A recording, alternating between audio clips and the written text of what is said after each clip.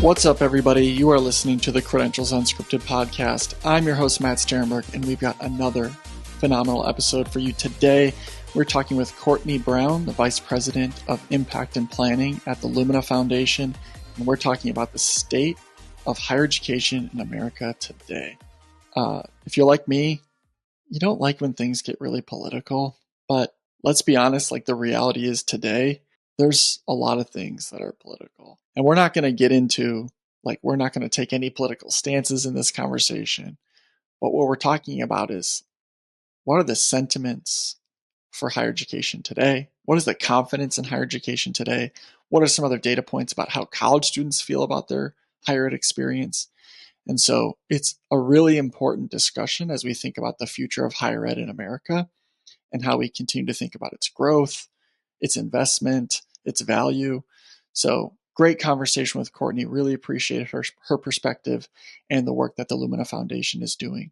So we'll talk about some surveys, some polls that they're partnering with Gallup on, and talk about higher ed in America. So great conversation. Without further ado, let's get to Courtney. Here we go. All right, Courtney, welcome to the podcast. Happy to be here. So super simple, easy question to kick us off, Courtney. What is the state of higher education in America today? And it's a big question, obviously, I'm joking, but you've done some phenomenal work here. And I think this is a really fascinating topic given where we're at. But can you give us some of the research that you've been doing, and what is the state of higher ed in America today according to the sentiments, the opinions, and the people that live here? Well, you're right. It's a simple question and a complicated answer. There's a lot going on and a lot of focus on higher ed right now. We have done a lot of polling with people over the years, partnering with Gallup to understand the state of higher education, to understand what people are thinking about higher ed, because in the news, we hear a lot about it. The reality is this really interesting paradox, because on one hand, we see confidence in higher ed dropping. We see people concerned about it and questioning, is college worth it? On the other hand, we see that people value it, that they hope to actually get education after high school. And so it's really trying to figure out what's going on in the environment that's creating both of these lack of confidence and an increased value. And it's obviously shifting over the last decade. How is it shifting, and where have you seen the trends over the last 10 years?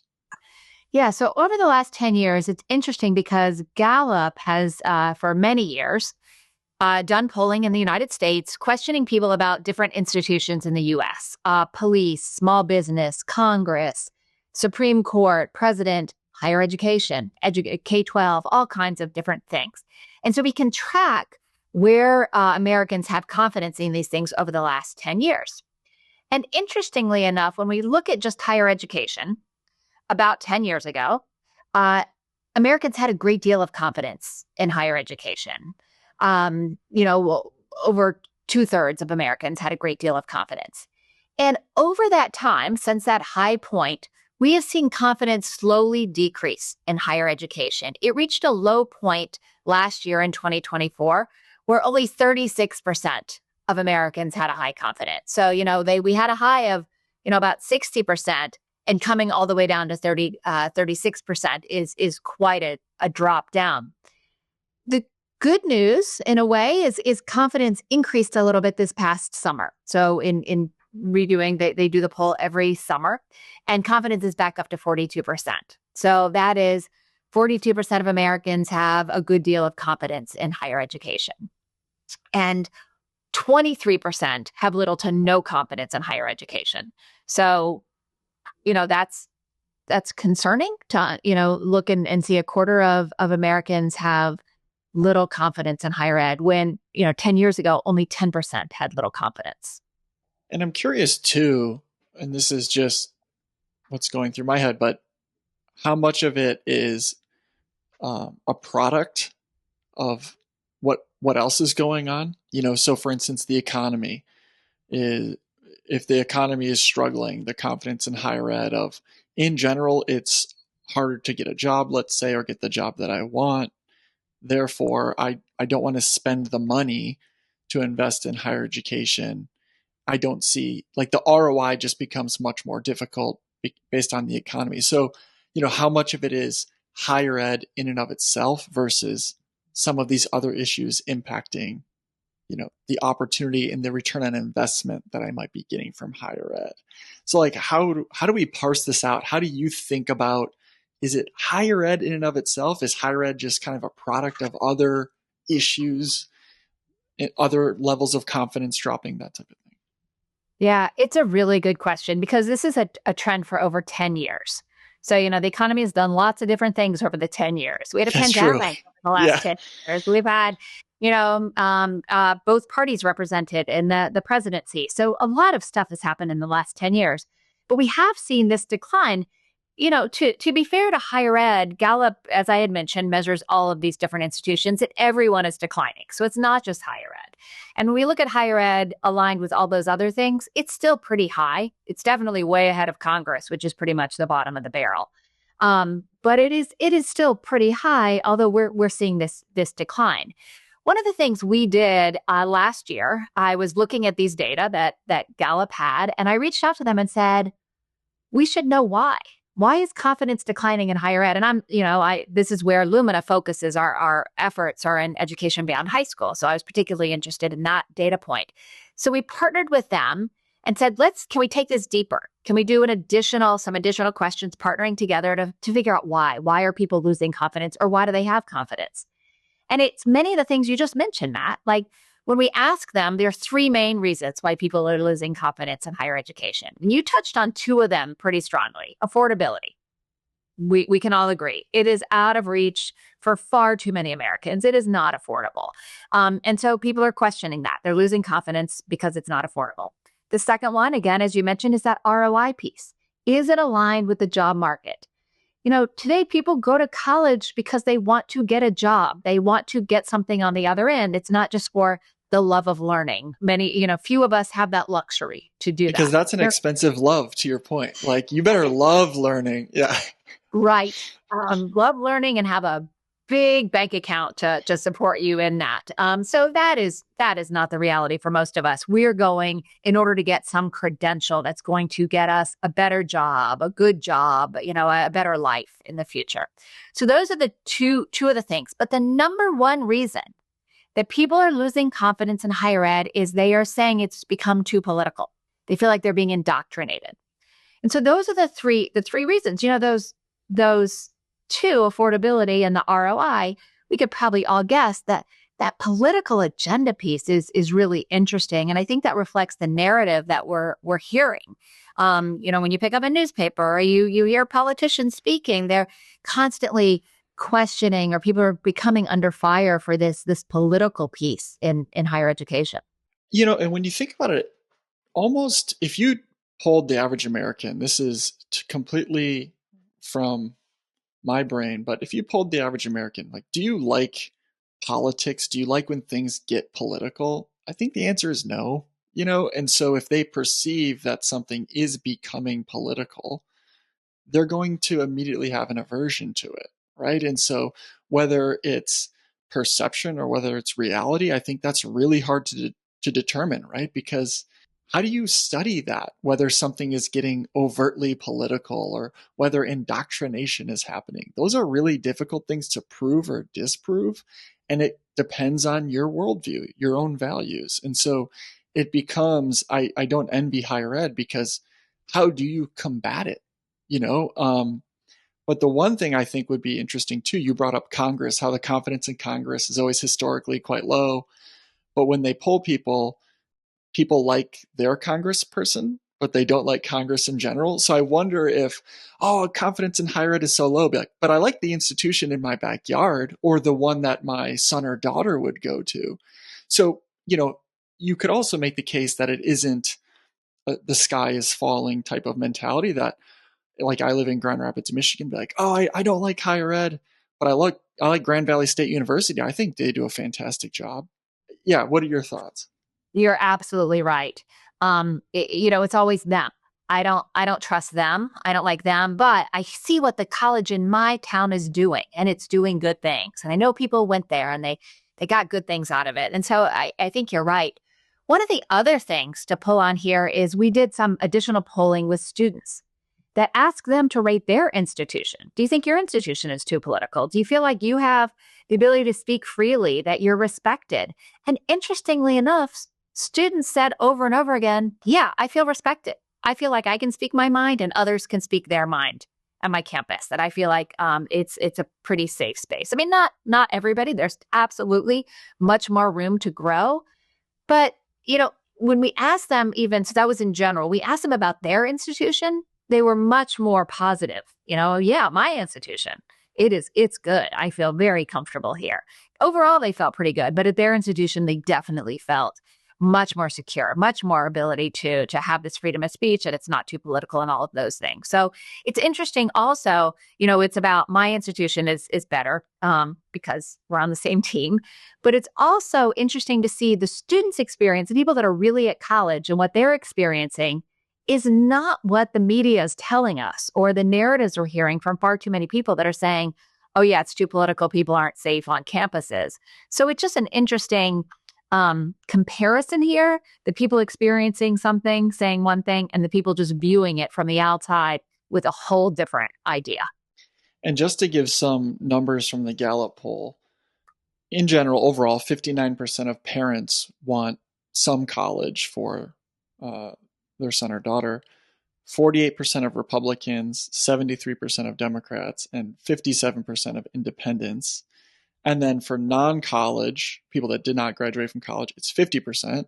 And for college grads, it's 75%, which the college versus non-college makes sense. You generally, I think, well, I didn't need college. I don't think it's a necessary path. Whereas if you went to college, like, I had such a great time and it got me to where I was. And so I think that completely makes sense. But the concern I have with the partisanship of it is that it ends up having a negative feedback loop. So if you perceive that college is not valuable and you have, let's say, Republicans saying, we don't think that college is valuable, if less go, then it ends up having the nature of being true, right? We have less ideological and political diversity on campus.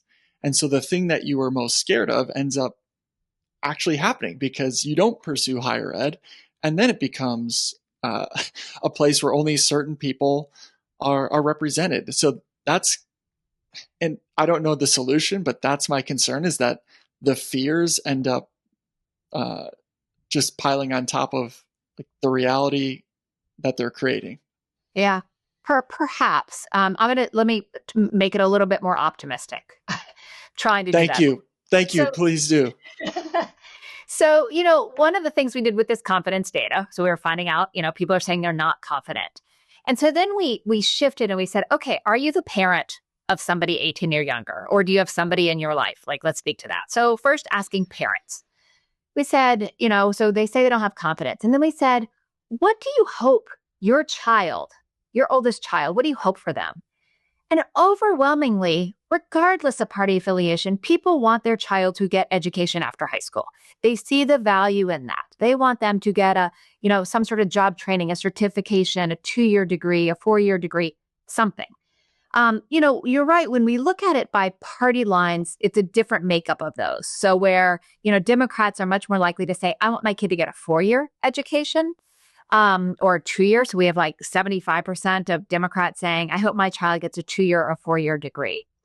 But we still have about 50% of Republicans saying, I want my child to get a 2-year or 4-year degree. And 75% of them saying 2-year, 4-year degree or a certificate. So across the board, people see the value in getting education beyond high school. They know it's going to open more doors. The issue is, they want it, they value it. We see people that, we poll and see people that have no credential, have never touched higher ed, and overwhelmingly, they hope to go back and get a credential. So they want it, they value it, but they don't trust the current system can deliver it. And that's where the rubber meets the road, is they want it, they know they need it, or it'll open up a better life, but it's not affordable, it's not accessible. They feel like it's not for people like them. And then it gets to what you're mentioning, Matt, is So they just don't try. They just say, okay, not for me. And they don't touch the system. And that long term isn't good for them.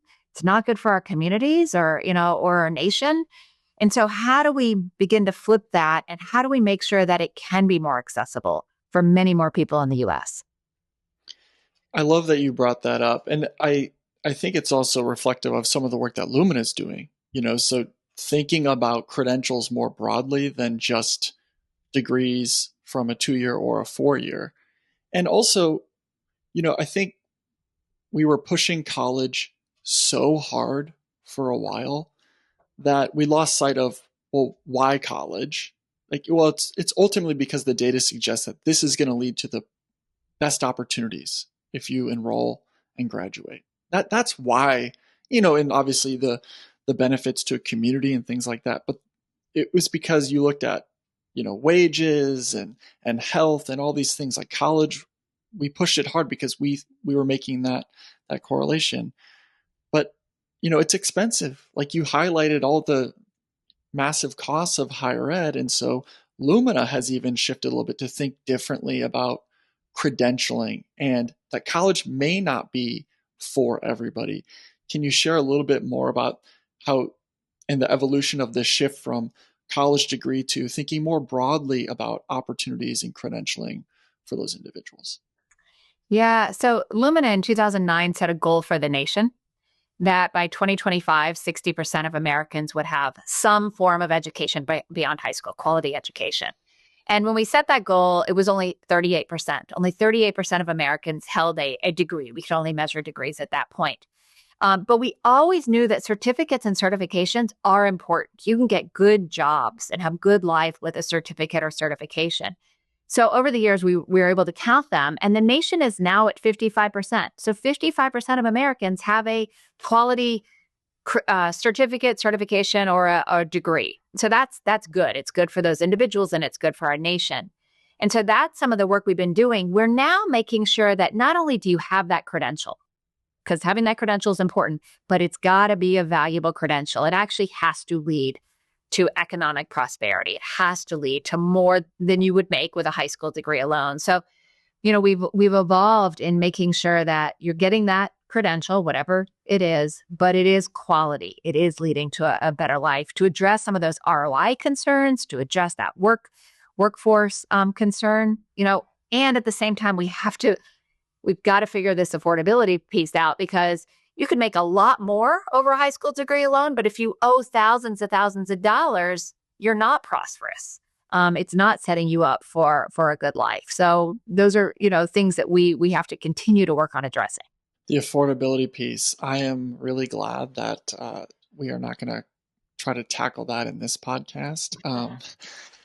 Over the next 10 minutes, we're gonna solve the college affordability crisis. Yeah, I think it's and then the short-term credential piece, or whether it's a short-term or a long-term certificate, whatever it may be, like there's tons of great work going on to actually measure the value of these credentials. We're going to have some episodes coming out with the Burning Glass Institute, their credential value index. We've talked with journalist Paul Fain in recent episodes on just measuring, like, how do we think about these workforce credentials? And then obviously short-term Pell, workforce Pell being passed. And there's teeth in that legislation that suggests, like, you have to prove the value of this credential if it's going to receive federal funding. How do we get the feedback loop right?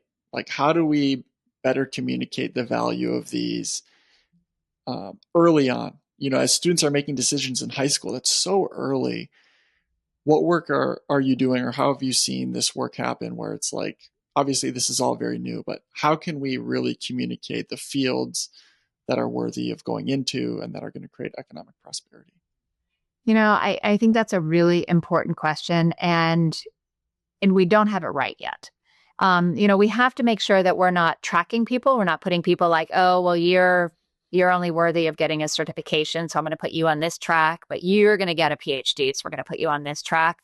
We need to make sure that work has been that was like the the silver bullet for a while. I feel like states were saying like, as a sophomore, you need to pick if you're on a college track, career track, or military. Like, and I remember thinking, Yeah.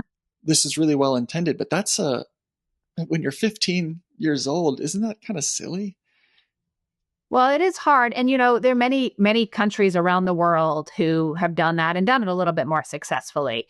What we have to do, though, is make sure there's always a pathway from one to the other. So nobody should fall into a path where they can't move build on what they know and build that into a degree if they want to get a degree. A lot of the value in these short-term credentials, these certificates and certifications are actually on top of a degree.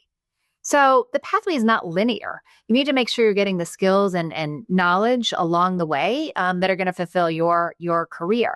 The way I think about it is we need to have a much more transparent system. We need to go in as informed consumers.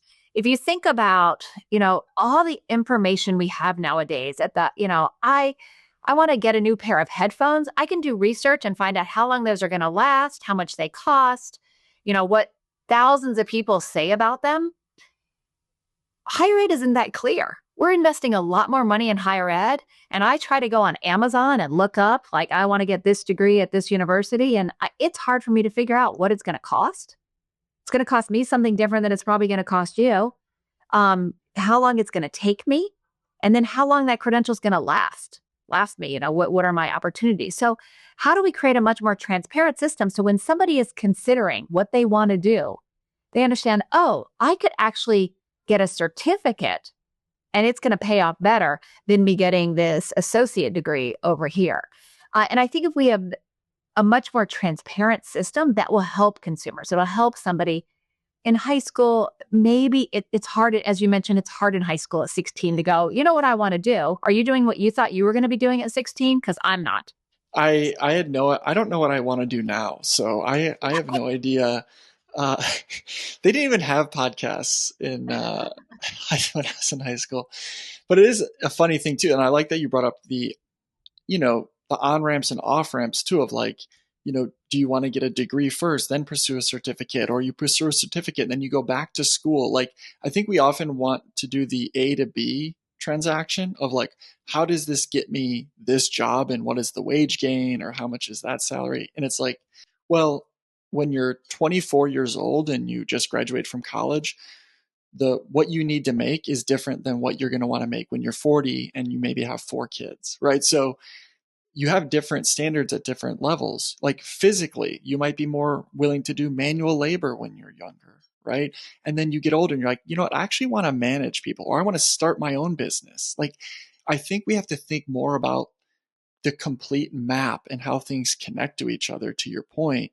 Because I think, and even colleges have this, like, how do we get our students employed? And it's like, yes, I think we need to care about that because it's so expensive.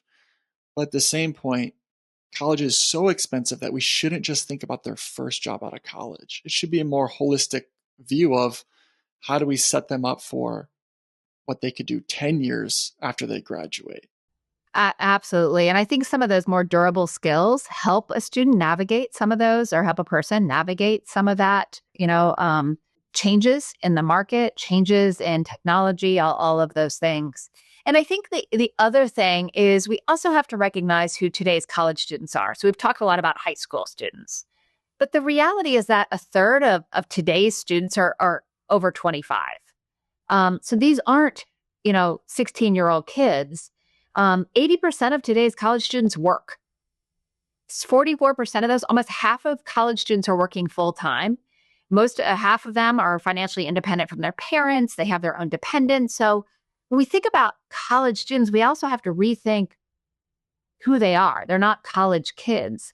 And so they're also navigating these different things about, as you said, like, now I maybe didn't have a college degree, but I want to go into management now. And so now at 37, I'm going to get into that program, which brings up a whole host of other concerns about college and trying to navigate it at a different age when it's a system really set up for a much younger age. Courtney, I'm glad that you brought a positive perspective to this. And I think for everybody, it's important to know this data. I think it speaks to like, okay, what is the perception, especially if you're in higher ed? Like, it's important to think about. And, they have enrollment targets. Like, how do we speak to people about college? How do they perceive college? I think it's really important. And obviously the ROI piece is this big challenge. Is there anything else that you want to leave us with, or anything that you're working on that you want to highlight before we wrap up today's conversation? I think it's important to continue to listen to people. So as you mentioned a bit ago, we could yell from the mountaintop all day long that a college degree will pay off. You'll make more over your lifetime. You'll be healthier. You'll be more civically minded. You'll do, 1,000 things. But that's not the reality that far too many Americans are facing. They are concerned about cost. They are concerned about getting a good job and having some stability in their lives. So we have to listen. And not just listen and say, I hear you, but I hear you and we're going to change to better serve you. And I think in doing that, we do begin to change the narrative. We do begin to change the trajectory for millions of Americans. Courtney, thanks so much for joining me. Thank you. That is our episode. Thank you to Courtney for joining us as part of this conversation. I think it's a really important one to have. How do we think about higher education moving forward? What conversations do we need to have? What perceptions need to change? And how do we think about the value and opportunity of what college is and what the other pathways are for people not pursuing college? How do we create opportunity for everybody? So really appreciated the conversation today. If you have ideas for topics or guests or whatever it may be, credentialsunscripted@gmail.com, comments, feedback, whatever, you can reach us there. But appreciate you listening, and stay tuned. We've got some more phenomenal episodes coming up. We're going to be talking about credential value and short-term credentials and the work that the Burning Glass Institute is doing in our next episode. So look for that one as well. But thanks for listening. We'll talk to you all real soon. Goodbye.